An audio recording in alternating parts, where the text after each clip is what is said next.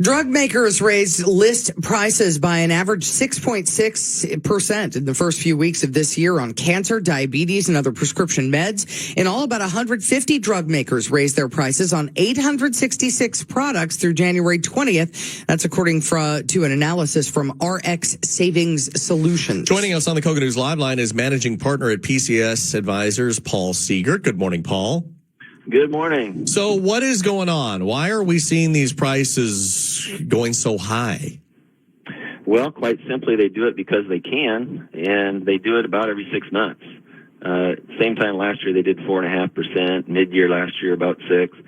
And the cycle prior to that, it was over 10. They got a lot of blowback for that politically and just in the press. And it's kind of a case of $5 gas making $4 gas look good. They are coming in with this 6.6% increase and selling it to the American people as a moment of responsibility and them kind of going easy on us. But it's very inflationary. It just happens over and over. All right. Now, this price hike started just days after Deadspin reported Mark Cuban had launched an online pharmacy to combat the price gouging of prescription drugs by large pharmaceutical companies. Could that actually work?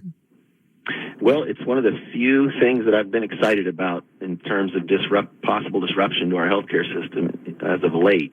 And I think he has a real chance to make an impact. I'm pretty optimistic about it.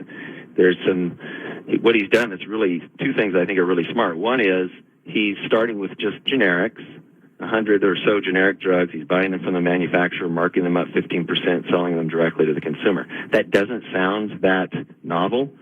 Lots of business models are built on going direct to the consumer.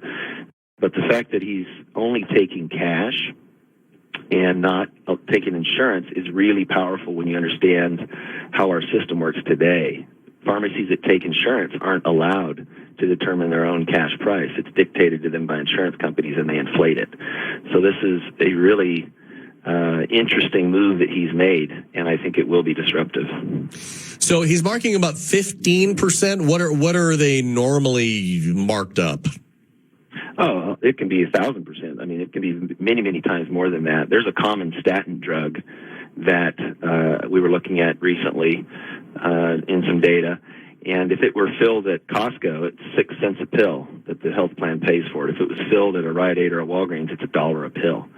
So that's the other thing, is he's attacking the generic drugs. So he's kind of largely leaving big pharma's big profits untouched for now. He's not going after the big specialty drugs and high-dollar brand drugs.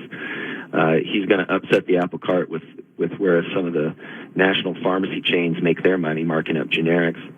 But in many cases, it could mean that your drug is cheaper than your copay if you go through his pharmacy, and you should certainly at least look. Now, let me ask you this. So let's say you go through his pharmacy and you buy the drugs. Can you then turn around and submit that cost to your insurance? I think it's unlikely that that'll work out, and it's probably going to end up being kind of inexpensive to a point that the consumers won't really do that much. But no, I don't expect that will work. But I think just the sheer fact that people are going to discover that some of these drugs are wildly cheaper than they thought and still profitable for Mark Cuban in this case is going to be pretty eye-opening and create some waves in the market. But the drug lobby is so powerful. How is he getting around all this? Yeah, he's doing it by not taking insurance. That's the real critical piece here. If you take insurance, I'll give you a quick example of how it impacts pricing on a drug if you take insurance in your pharmacy. Montelukast is a generic for Singular. It's an allergy or asthma medication. If you take insurance as a pharmacy, you're dictated to tell the customer. If the customer comes to the counter and says, well, what if I just pay cash?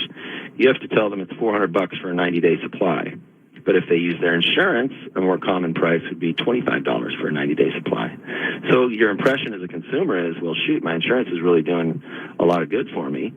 When if you're Mark Cuban, you could be profitable selling that drug at $34.50 for an entire year supply. That would be a fair cash price on that drug with a reasonable markup.